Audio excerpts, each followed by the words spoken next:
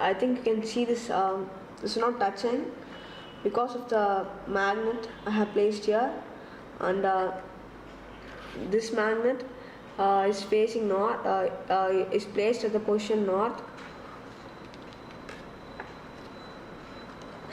and this is also is placed facing north.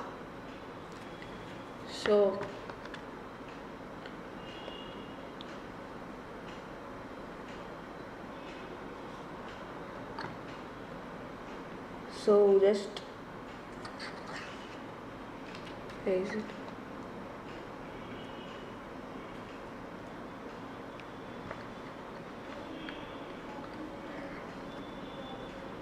This happens because light charges repels.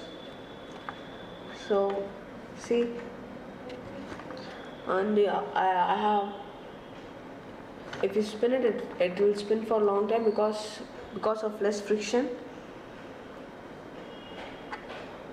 Thank you guys.